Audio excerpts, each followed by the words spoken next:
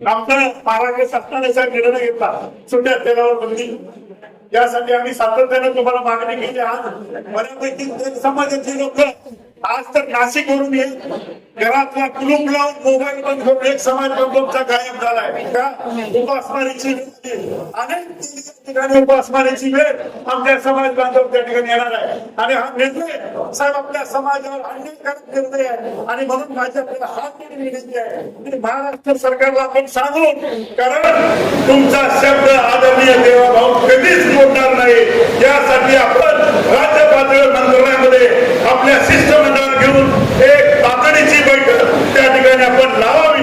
आणि हा तेल उत्पादक सोसायटीच्या कार्यकर्त्यांच्यावर, समाज बांधवांच्यावर जो अन्याय सुरू आहे, आज उपासमारीची वेळ सुरू आहे, ती आपण तातडीने थांबवावी अशी या ठिकाणी आपल्याला मागणी करतो.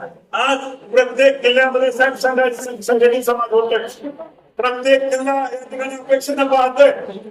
आणि म्हणून येणाऱ्या काळामध्ये या समाजाला एका धाग्यात बांधायचं असेल, या समाजाला संघटित करायचं असेल, तर माझी विनंती आहे की साहेब आज राज्याचे महसूल मंत्री म्हणून आपण काम करताय.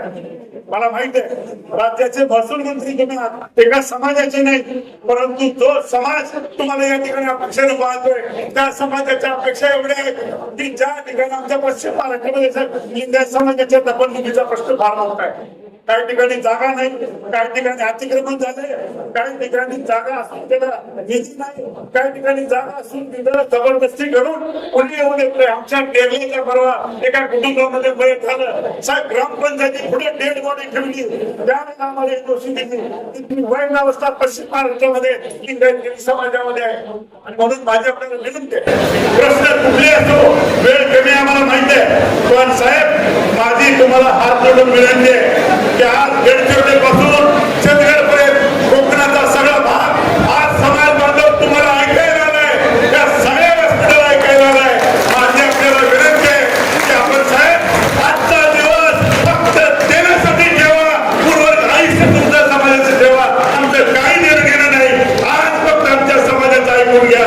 आज फक्त आमचं मागणं तुमच्यापर्यंत पोहोचवायची भूमिका त्या राज्यातल्या सगळ्या समाज बांधवांनी घेतलेली आहे. माझी तुम्हाला विनंती आहे साहेब की आज फक्त वेळ काढा, तो फक्त समाजासाठी काढा. तुम्ही हात जोडून विनंती करतो. मला माहित आहे राज्यातलं 2 पद तुमच्याकडे आहे, पण राज्यातल्या